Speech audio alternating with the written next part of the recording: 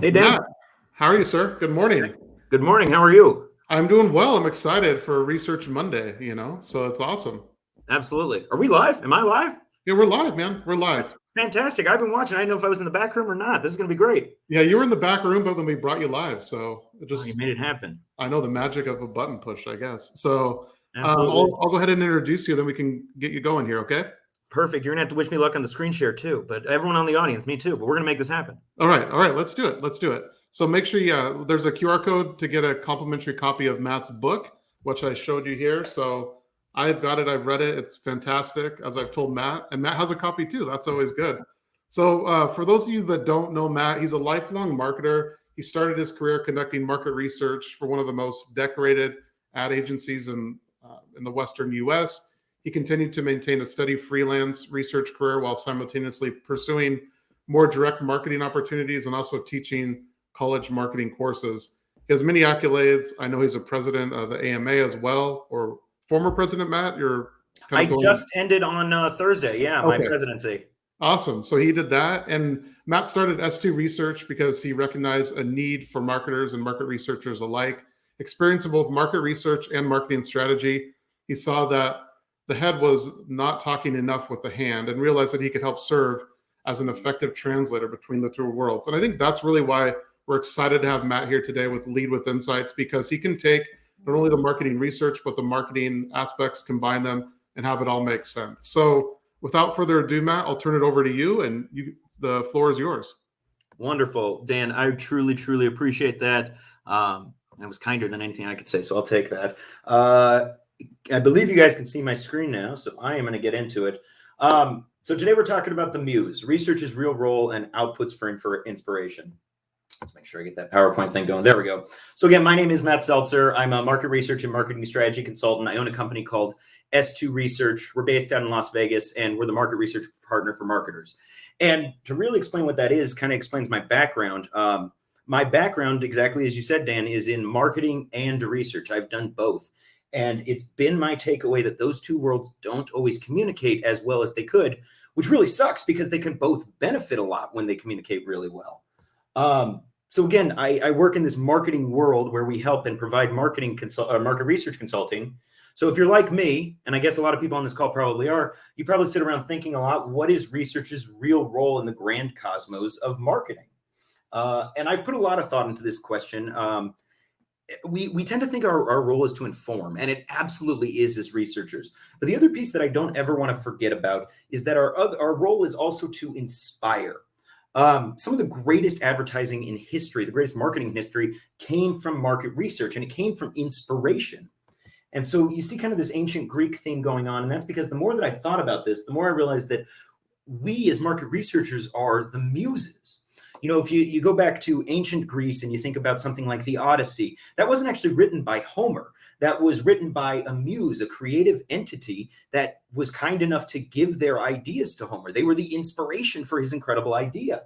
And we think about all the different market research tools we have out there, and this does not encapsulate all of them, but think of these as the muses for marketing, because that is what we do. We don't just inform, but we create the spark that helps marketers. And we can all think of great ideas in marketing that we love, great ads, great commercials, great strategies. All of those came from inspiration. And again, that inspiration, I'm going to argue here, is our role.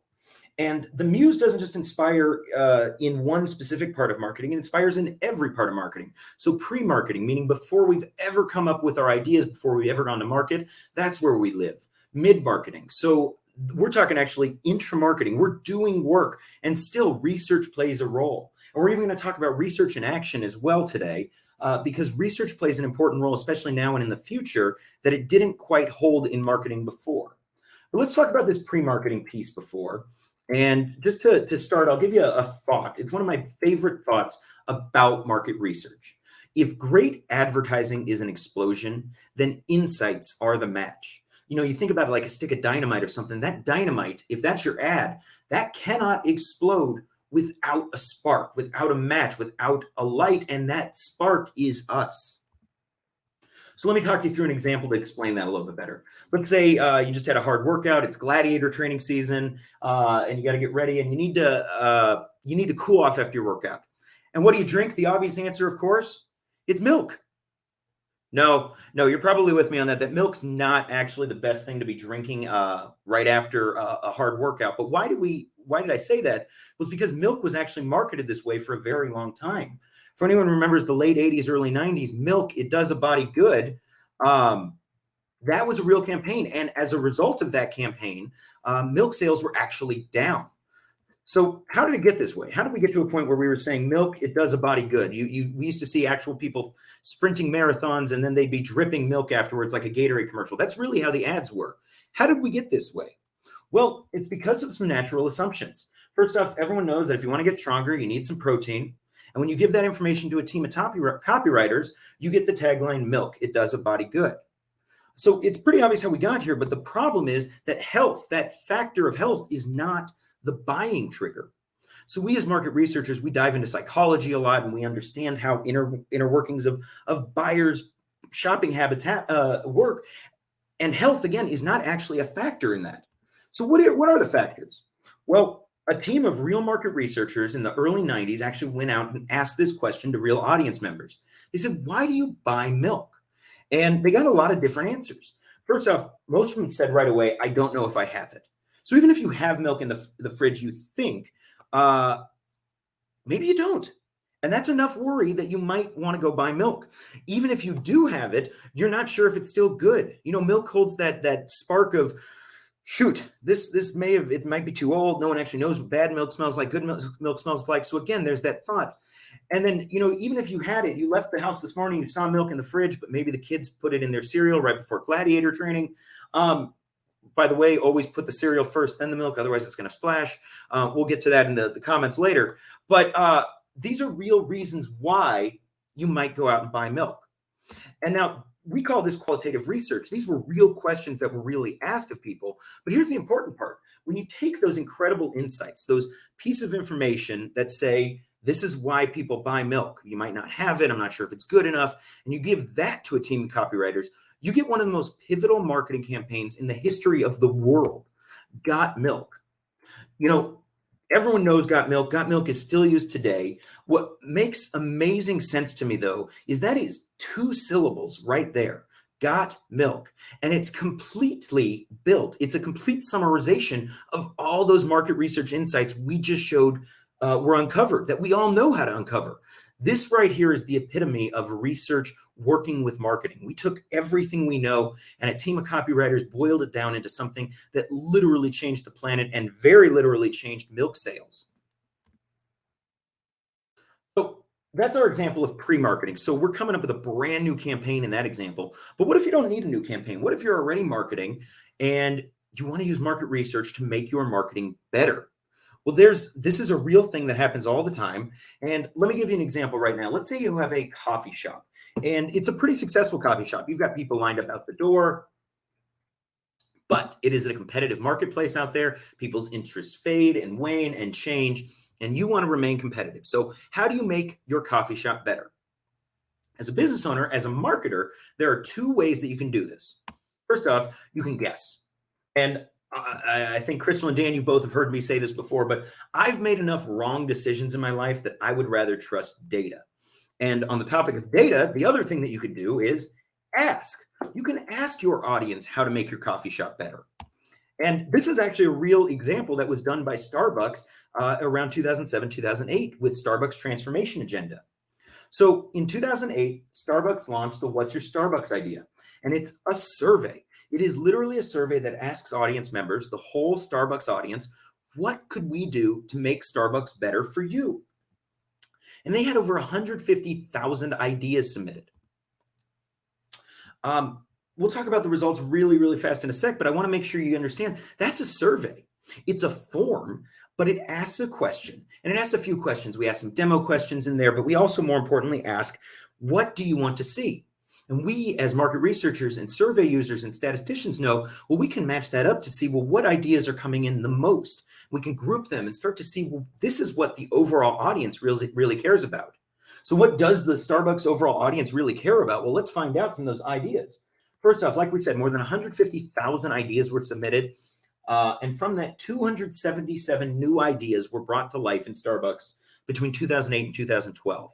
Now, again, we can all kind of understand there's a lot of data crunching there, but how amazing is it if you could say we brought almost 300 new ideas to make our business slightly more incrementally better, and they were all sourced from real audience members. I mean, here's some of the ideas that came from this. Splash sticks came from this idea, which to me today, here we are about a decade later, are a staple of Starbucks now. Free Wi-Fi came from this. Happy hour came from this. These are real, powerful, pivotal ideas that have kept a brand like Starbucks at the top of their game. And that's huge. I mean, we're talking from these ideas, almost $5 billion has been generated because Starbucks is better, because it's better for the audience, because the audience used the tools to communicate with Starbucks, and Starbucks' marketing team listened. The other piece with that we want to remember is that in marketing, it's always our job to talk to the audience, communicate with the audience, engage with the audience. And as researchers, we have those tools.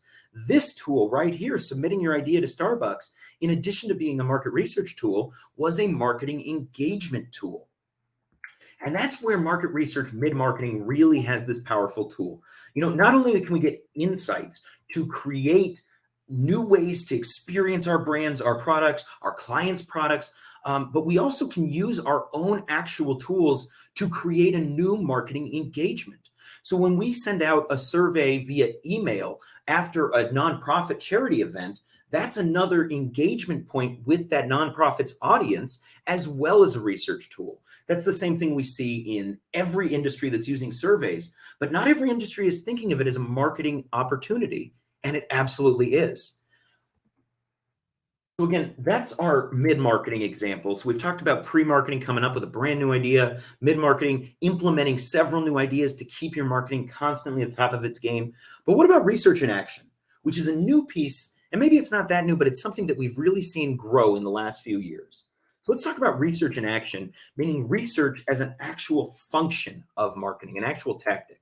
So we have a tendency when we think about research and insights to think that our insights are only for our marketers, our clients, the real business people behind it.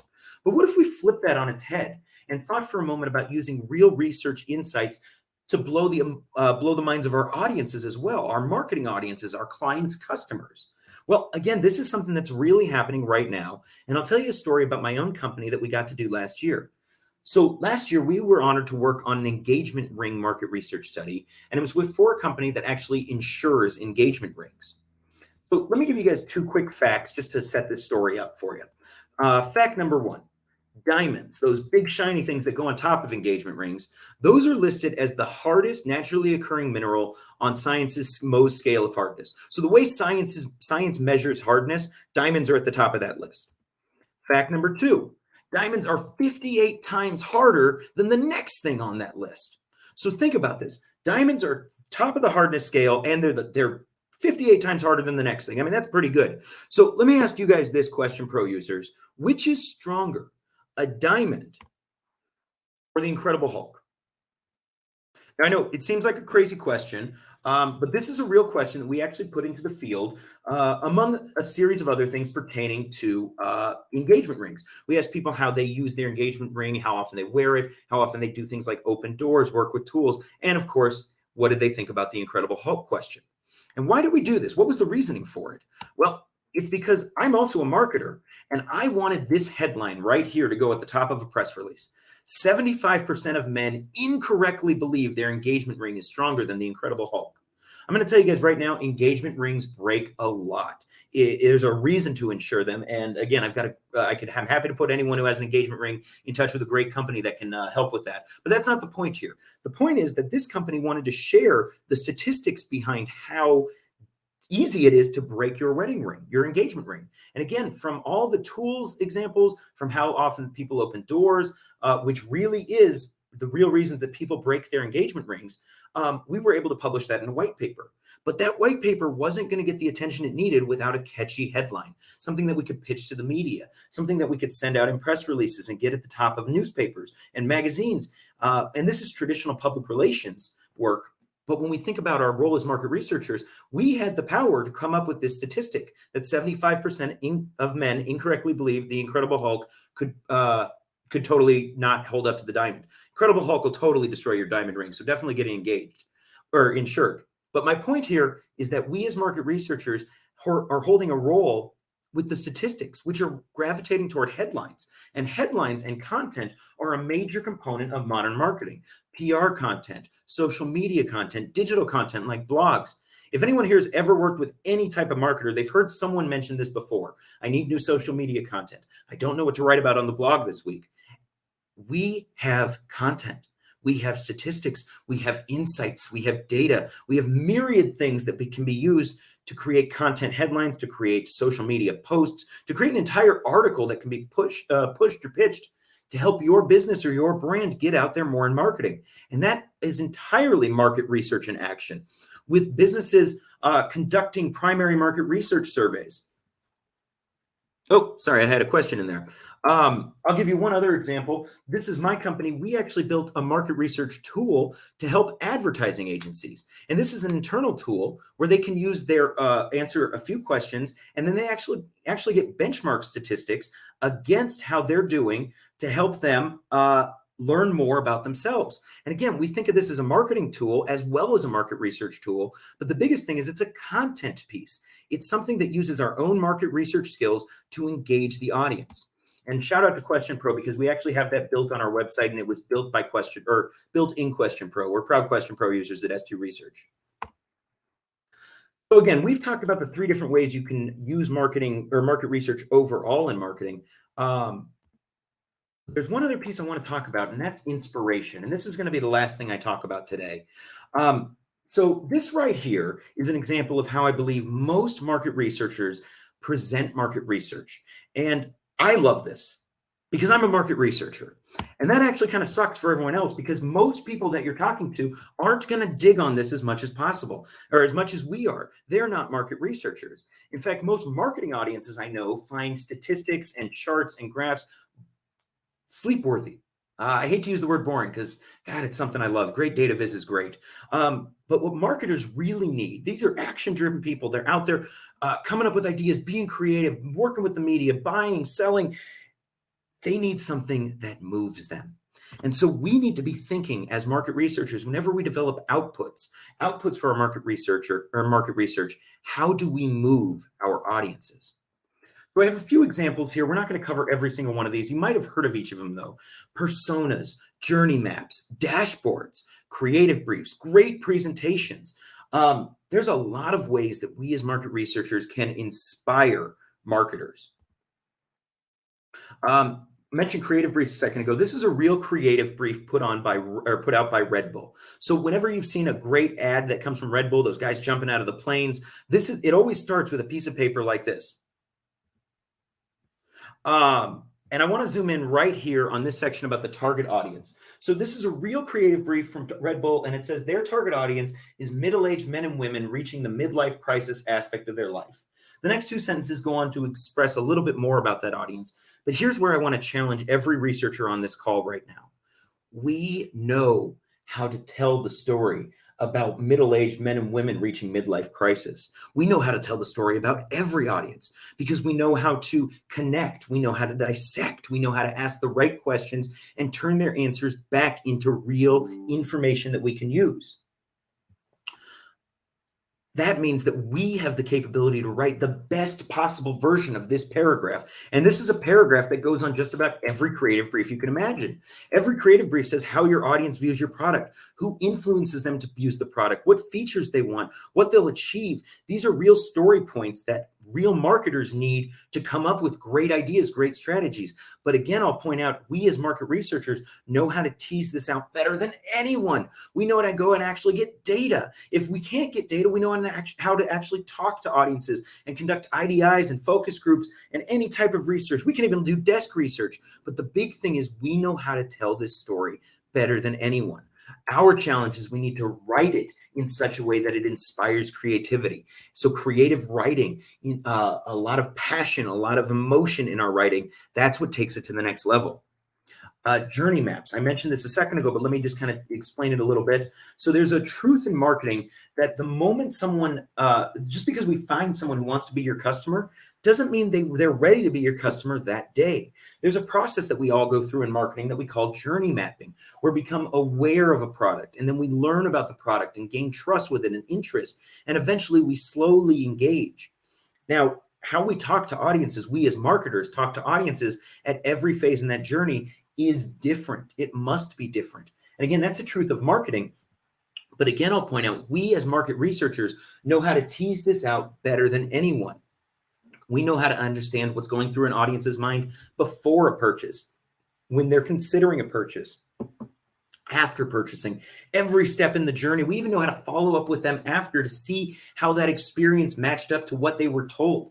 And all of that, again, is a strength that we have. What we must do is, instead of producing the statistics and the charts, is tell a great story, create a great journey map. And again, we have that power. It's up to us to create that tool. Because again, if we don't, we're just going to be putting our audience to sleep. And the last thing I want to explain is dashboards, because dashboards to me are really something that are going to be the future of the survey industry. I'll give you an example. We got to partner with our friends over at Mantis Research to help them publish the survey results of a global community study of nonprofits. So here we've got nonprofit agencies. We really want them to use the data and information in this survey. The problem is there's many different types of nonprofit agencies out there with different online communities. So what we did is we made all the results interactive in a dashboard format. So what you can see right here is a version of this, the dashboard that's embedded on my company's website. And all you have to do is create a lookalike audience by clicking any of those filters. So how many employees do you have? What's the number of community members you have? What's your primary function? And all of a sudden, the survey results below it will update to match your exact situation. Now, all of a sudden, we've created market research reports in the same way that we're doing now, but we're making them, one, direct to the audience. They can see exactly the type of person or type of audience or type of results that they want to see. And two, they get to discover it themselves. And that's probably the biggest thing that I like about dashboards is dashboards put the power of data in the hands of clients. That means that clients are the ones uncovering their own insights. And again, I said at the beginning, our job is to take insights and make them in such a way that they're inspirational. The absolute best way that you can do that is to have a client discover the insights, get excited about the insights themselves, dive into it. And dashboards absolutely allow us to do that. But I bring this up because that is another output that we may not be doing as market researchers right now, but it absolutely creates inspirational moments. So just to kind of recap everything that I've talked about, and I wanted to make sure we have some time for questions after this as well. First off, market research fits into every phase of marketing. So pre-marketing, when we're just coming up with a brand new idea or we need to revamp a whole campaign. So Got Milk is our example there, where we talked about real audience members giving real qualitative research back, real feedback back, that ultimately was boiled down into 2 syllables, Got Milk. And all of a sudden, the whole world changed. Mid-marketing, where we're actually talking to real audience members in our marketing.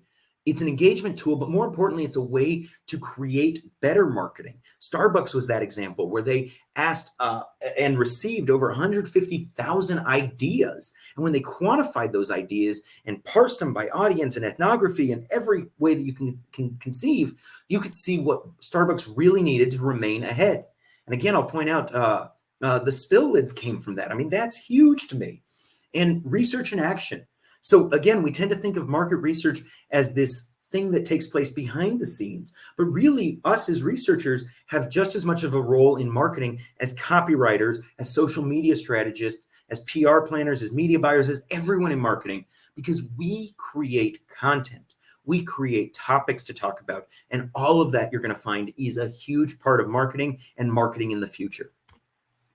And of course, we need to create outputs that inspire. That's probably the most important thing that I can stress from this conversation is whatever we give to our market research audiences. So whoever comes to us and says, I have this question, can you research it for me? We can't just give them back something that they won't read or won't resonate with them.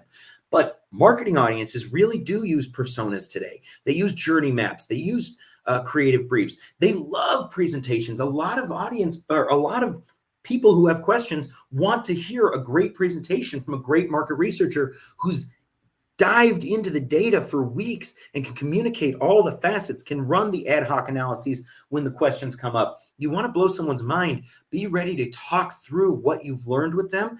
That's how we create inspiration from our research. So I just want to remind everyone, I did totally write a book. We can see it right here. It's big and purple. And fun fact, that's my mom's favorite color. That's why it's purple. It is called The Creative Catalyst, and it tells a lot of the stories and more of the stories that really got me to thinking about this market research concept as existing for the purpose of generating creativity, inspiring. We tend to think of the best marketing in history as being creative and clever. And likewise, we tend to know that the most creative and clever ideas are backed by insight, or better yet, backed by inspiration. And you notice those two words are very similar. There's a reason for that. This is our role as researchers, is to inspire. And again, the book will tell you a lot of different ways to do that, but more importantly, it'll give you many, many different stories. As you guys can see, I love my stories that help you understand how other researchers have done this in the past and how you can take those same ideas and move it forward for you. So I want to thank everyone so much for your time this morning. We did reserve a little time for questions here, but I just want to have this QR code up as well. If you would like to check out my website, if you would like to connect with me on LinkedIn, whatever you would like to do. But thank you guys so much, and I really hope everyone dug this. Hey, Matt, thanks so much. Oh, no, Dan's face. Thank you so much. Hold on, I got to find Dan. Found you. Dan, you're muted. Dan, you're muted. Dan, you're muted. Well, Crystal, thank you. Awesome. Thank you, Matt. That was awesome. Absolutely. I assume everyone got the website, but it's s2research.com. I'm just going to stop the share there. No, thank you guys so much. This was cool. I didn't even get to mention it, by the way. I got my superhero background behind me. I got Superman, I got Star Wars, everything. So this is a good day. Nice. That's perfect. Yeah, I like that. That's awesome. Yeah. No, we did have some questions that come in, but first I just wanted to make a comment, and actually a question that I had. You mentioned, everything from journey mapping to dashboards and things. Which one of those do you think is best to help communicate research results to a marketer and help get those insights into the right hands? Like, is any one of those better than the other, or do they all kind of serve an individual purpose?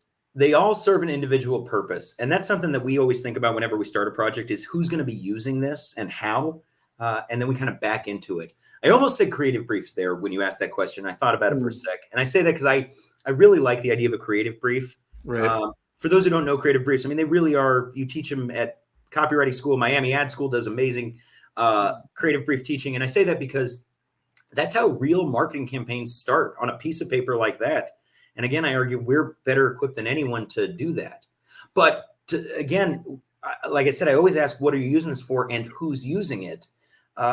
And sometimes, and this is a big one for me, you've got a senior person up there who needs the research insights. And the thing I found with senior people, they don't have any time. Mm-hmm. There's a reason that every market research report I've ever written has an executive summary in the beginning, because I know that's as far as they're going.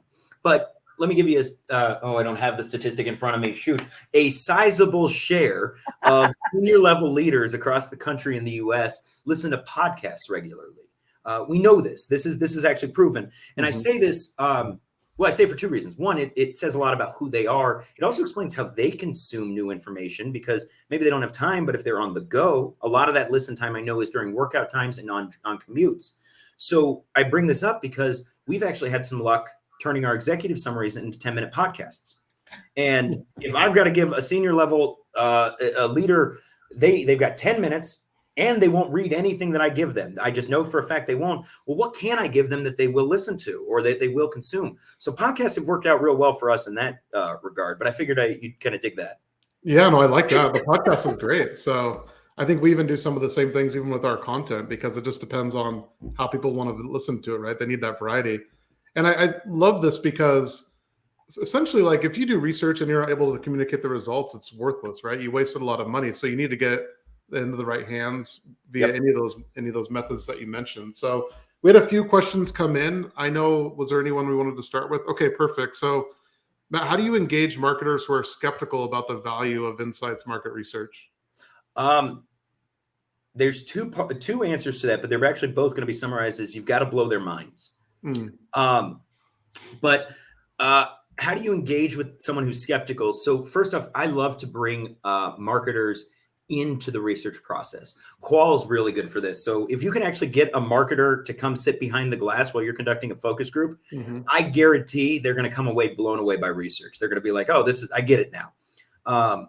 My favorite, I've had the earpiece in before, and I've had someone in the background who was totally not on board an hour ago asking me questions to ask the focus group. And you get goosebumps from it because you're like, okay, they get it. They get what we're doing here. So I say that because that's intra, we're doing research, Right. and that's a great way to get buy-in. But the other piece is after the fact. So when we're presenting research, if we know skeptical people are out there, or we know someone has real challenges with either conceiving this, or they just hurdles in marketing in general, if we can present solutions, or we can present an insight that genuinely makes their eyebrow go up. I can't actually do that on command. I have to. So that's how I mentioned goosebumps a second ago. If you can give someone goosebumps with something you said, that's how you get them on board. And I've found this consistently. All someone needs to do is see the results work once. Once they have that idea, that pivot point, that anything that came from, I hate to use stats all the time. I love statistics, but Qual has a huge part of this too. But once you give them that insight, that they go, oh, they're hooked for life. And those end up being some of the strongest marketers. They go into bigger ad agencies, they go into bigger marketing teams that you find out actually have research in-house, and they keep relying on it. It's kind of like an ecosystem, but it has to start with that blowing their mind phase. Interesting. I like that. What are, Crystal, some more questions that came in? Or? Yeah, there is a bunch of good ones. Like, Awesome. well, so many. I have so many thoughts about the Starbucks thing because I worked there for 7 years during 2007 when they came out with all those ideas. And some of them did not hit, let me tell you. No, they didn't. As a barista who actually worked at the Starbucks, we had a lot of contrary ideas. But I guess another question is, do consumers always know what's best? No. I would. Wow, I wish I'd waited longer on that. No, they absolutely don't always. And so, again, I'm sure a lot of folks on this call are in a similar boat. I've got a background in marketing and psychology, and I bring that up because the psychology part is really that's such an important thing for us to consider as we build any research tools. We talk about survey design in my office a lot, and we talk about kind of this funnel approach. And we say, okay, beginning of the survey, you can ask anything. And the reason we say that, we call the respondent a blank slate at that point. By the end of the survey, that's when we can mention our brand, the brand that we're actually researching. I say this because that's the phase where we say we've shown our hand. I can't ask that brand specific question in the very beginning. This is very general, by the way, but it all has to do with the fact that everything that I do in my research is a stimulus that affects the outcome of the next question. So consumers don't always know what they want. You can't ask someone, how do you think this thing you've never tasted is going to taste? And be accurate by it. I say that because that's actually kind of a cool question. I'd love to know. But what we know, we can ask a lot of things if we ask them the right way. So that's the other piece. It's important to have a background in marketing when we're doing this, or have marketers involved as we're building our tools, because they know the right language. They know the right thinking that we're trying to dissect. They may not even know that dissecting it is a thing that we can do, but they are thinking about journey maps. They are thinking about, how do we talk to someone at the beginning when they've never even heard of our brand, as opposed to the end when they've signed up for our newsletter, they've talked to the salesperson, they're thinking about making that purchase. But those two people are very different, and marketers know we have to communicate different with them. Research works the exact same way. We have to be thinking very, very specifically, how is what we're doing impacting the results we're getting back? I mean, that's science, and we know that, but that is the role we play. I think you brought up an interesting point, Matt, that I think kind of parlayed from the question we had before, is that I think getting the marketers involved in the research process initially and getting their buy-in, that might be another way to kind of help get them more involved in the process, right? And wanting to use the results and not kind of dismissing it. So I like that point too. Totally. Awesome. So we have another question that came in from Zachary here. Can you talk a little bit about the difference between creating a story for your clients and allowing them to self-discover insights? So that's a great question. First off, I believe that self-discovery piece is going to continue to grow in as we keep growing as an industry. Mm-hmm. Really, the best way to do that right now is the dashboard concept, because it's the most user-friendly. I say that because I've had clients who like databases, and I've sent it to them. They're not building dashboards, but they get just as into it because they happen to have that skill set or that knowledge. So right. This balance that you're asking about is going to change. Our role right now, I would argue, is 95% to tell the story. We are the Muse. That really is not only where we have opportunity to grow as an industry and continue to establish the value that we bring, but also all the tools are not there yet to just let the reins go. And I don't think we're doing it at the full capacity. I mean, again, all the data that's out there, all the research, every researcher on this call, I mean, if you were add up all the different data sources and data we have, we could answer any question we wanted. That's the power we have. And telling creative, powerful, inspirational stories, that's our role. That's never going to change.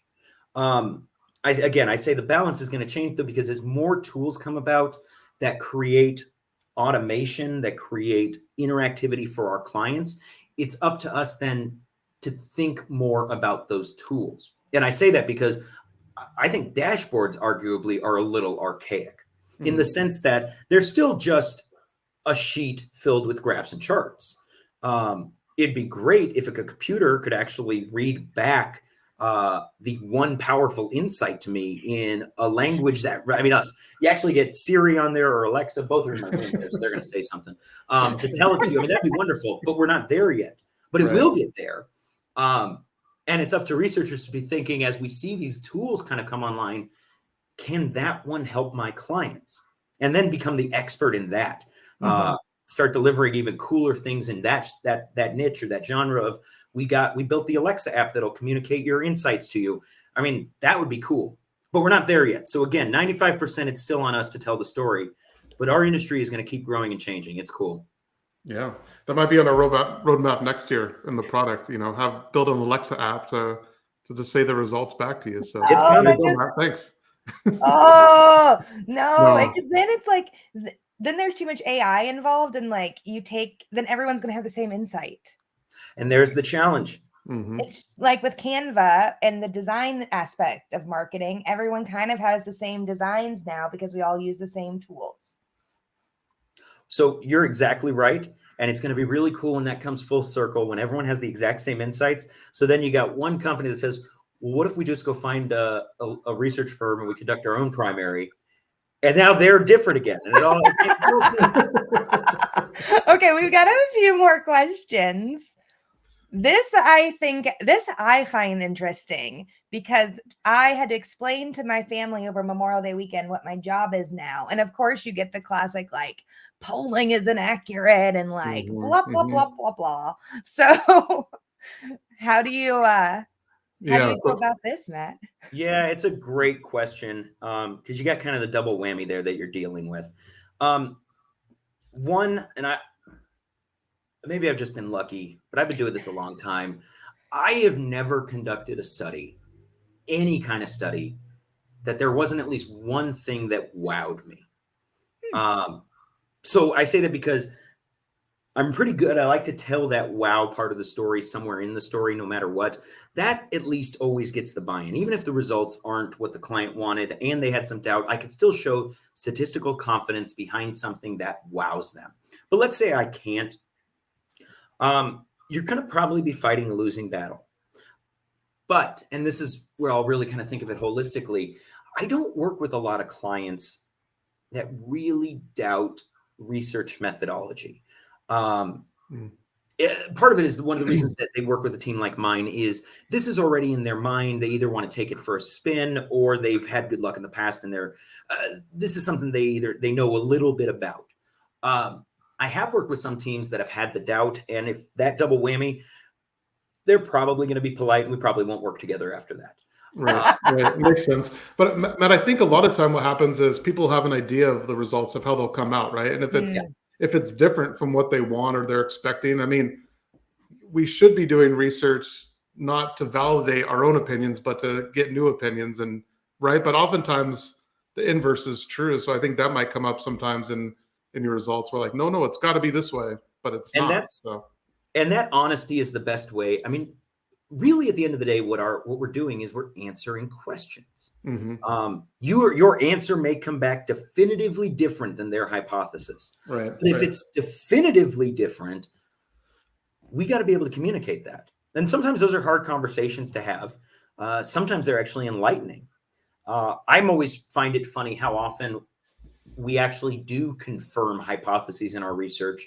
And in my head, I'm thinking, okay, we just wasted the client's time. They already knew this. But actually, when I go and tell them that, they go, you know what, we've thought about this for a while, but just knowing that the data agrees, now we feel better going to market. And so I never know what people are thinking. Well, again, I'll go back. It's one of the reasons I've made enough wrong decisions in my life that I'd much rather just trust data. And that's exactly what we're doing here. So if you have to be honest, what I can't ever recommend, though, is picking data that confirms something and just calling it good there. We've all seen that. We've all heard of that. It destroys the integrity of what we do. And I'm a big integrity guy. But the other side is that's how we create distrust of research. That's actually the slippery slope that we need to stay aware of. Being honest with our data. I mean, at the end of the day, and I always tell people this, this isn't my opinion. This is what the data says. Right. And I mean, fine, they're going to yell at the research report. They don't get to yell at me. It's a good day. Don't kill the messenger, right? Don't kill the messenger. That's exactly it. Yeah. I think there was a good question that came in, Crystal, from, you queued it up. Perfect. Yeah, that one. So what's the time frame for evaluating success or lack thereof of marketing campaigns? You do the research. Hopefully that informs your marketing campaign. What's the time frame of success? I think this kind of goes back to what piqued my interest was the got milk example, where you said actually milk sales went down, if I'm remembering what you said correctly. With does a body good. Yeah, exactly. So I think this is kind of interesting, and I hope that you can answer this question here for us, Matt. Absolutely. It's going to depend from situation to situation. Let's think about that journey map example I gave a second ago. There have been proven case studies where the right billboard at the right freeway exit will sell more cheeseburgers. We know this. It just has to do with commute times. It has to do with hunger. It has to do with the location. Separately, that's B2C in a very specific example. Separately, let's talk B2B software sales. You guys know anything about that industry? Maybe a little bit here and there. Yeah. So you think about, I don't care where you put that billboard. You won't sell a single software through one billboard at the right exit. It's just not the right strategy. And separately from that, you have to think, well, that journey map, how do people make decisions about software? There's an evaluation process. There's a discovery process that has to take place first. There's an example I always give from McDonald's that, all the marketing you do towards kids with Ronald McDonald can't sell any chicken nuggets unless you sell the parents on lunch too, because the parents are the one with money. Well, the same thing's true in B2B sales, because if you're talking to someone who has absolutely no buying power and they're on board, they still have an entire uphill battle that they need to fight internally. And I say all this because as we map out how long a journey might take, it might be as long as 30 seconds from seeing a billboard and making a right on the freeway, or it might be 6 months to 2 years. What's important to know is from a research standpoint, because we can help with this, is understand what does that regular timeline look like? And then you can actually set a KPI to speed it up. But that's how you can evaluate something. If you know the average selling cycle of your product is 3 months, evaluating the success in 1 month is just doing yourself a disservice. I think that's a great point. I think of knowing that buying cycle. I think it's perfect, because I think about I don't really so Buc-ee's is like a big, it's like a big part. Buc-ee's, yeah. Yeah, Buc-ee's. Okay. So, I don't really think about Buc-ee's unless I'm on, the 35, headed somewhere, and I see 18 billboards leading up to Buc-ee's. I'm like, maybe I do need that brisket sandwich and some gas, you know? So It's so true that like it doesn't really influence my buying decision unless I'm there and Mhm. like going to my destination in that case. So likewise, I mean, you were kind of joking that we might know something about B2B kind of SaaS sales, and the buying cycle's like longer there naturally. So to your point, if like we try to evaluate something in 2 weeks, well, it's probably not the best time frame. So I thought that answer was great that you gave. Mhm. I have my moments. Yeah. You're like, after this, it's Monday. These are all the moments I have all week. Sorry, Yeah, everybody. oh no, that's literally the conversation I had this morning with my wife too. That's funny. Okay, there is one of our guys asked a question that I thought was really interesting, coming from a background in advertising houses, especially. I have never worked with a marketing agency that had a market research team in-house. So Now, that seems bad now. So I first and foremost think it's a good thing. I'm also incredibly biased. I've seen it work so well when it does work that I don't understand why every marketing team doesn't have insights in-house. Now, that said, I actually do know why every marketing team doesn't have insights in-house. And a lot of it has to do with cost. It's expensive to keep a market researcher employed full-time. And if you're a marketing agency of 10 people, unless you're thinking about that, kind of some of the things we talked about today, where your research is part of your content and how you can, it might be hard to keep that person employed full-time. And so actually there's a reason in advertising agencies globally, you really don't start seeing insights people until you hit about the 50 employee mark. Interesting. And separately, any agency that you see that has 500 employees or more, and these are some of the biggest global agencies, I don't want to call anyone out, they're awesome teams though. They do have research teams in-house. But I bring that up because those are actually marketing agencies. I mean, they exist to create marketing for other entities. There's also in-house marketing teams at companies. I have a client that has more researchers than I've ever seen at any entity ever. It's incredibly integrated with marketing. I have another client who's incredibly comparative to them. They have no market researchers. So there's a very kind of big disparity there when it comes to in-house marketing teams. And then the last example I'll just give, because this one always blew my mind, is I knew a great researcher at a car manufacturer. And I asked him for a long time because he was telling me the exciting stuff that they're researching about demand, about safety wants. Really consumer research. And I said, well, what does your marketing team think of this? He goes, we don't do anything with marketing. We are only on product design. So here's a full insights department that's helping this company that's not even touching marketing. And it seemed like a missed opportunity for me. I'm sure they've got a strategy behind it, but research hasn't really found its home yet in the world in general and in marketing in general, but it's getting there. I think it kind of depends, probably, like you were saying, Matt, around the organization itself, right? And maybe their philosophy and how they operate, because I mean, some I think do, like you mentioned, and some don't. But it's interesting. There's not more of like it's not more commonplace, or like this is the kind of the template that all these companies follow. Like it is really dispersed based on the company. So that's interesting. Yeah. I will tell you a statistic though, and I ran this about 2 years ago, so it's probably time to refresh it. But like I said, most ad agencies, especially the smaller ones, don't have a research team. But 95% of advertising agency clients think their agency does. Oh, interesting. Huh. Yeah, I went out and found that, and we teased it out a few different ways. But they said, if you had to get a survey done, who would you call? My market research agency or my marketing agency. If you wanted to do focus groups, if you were setting up a new campaign, who would you call? My marketing agency. And then we said, does your agency have a market research team? 95% of people said yes. The numbers aren't there. That isn't the same share that has a research team. But it aligns so well with how people think about, I say people because business owners, consumers, it's how they think about marketing. They think everything's predicated by data and research. And we can show you the best and strongest actually is. So there's a natural alignment there. And I think too, if you're in the industry, like we are, I always think, well, of course, everything's informed by data, and research. But in reality, there's probably a lot of decisions and things that get made that isn't. So it's interesting. I think if you pull your head up out of the weeds, it's kind of you'll get some different results. So, Crystal, yeah. I have one final question, Matt. Sure. as asked by some of our team, we see that you have Star Yes. Wars posters. I was hoping you were going to ask this question. Yeah. In what order should people watch the Star Wars movies? And have you ran a survey on it? I have not ran a survey on it. I kind of want to use your new tool. Okay, so I'm actually debating this right now with my own children because they've never seen any. They're at the age, and I think we're going to do release order. There's an order I came up with a few years ago, though, called Days of Future Past order. Oh, and I yeah. It's took a So way more serious turn than I I know. predicted. It's 145236. I'll leave it at that because I know we're on time. So Phantom Menace. I gotta write this down. Yeah. Well, he said 145. 145. Yeah. And then 236. So 2, 3, we get introduced to this wholesome little boy, and then we flash forward. Now there's an evil empire. The boy's dead.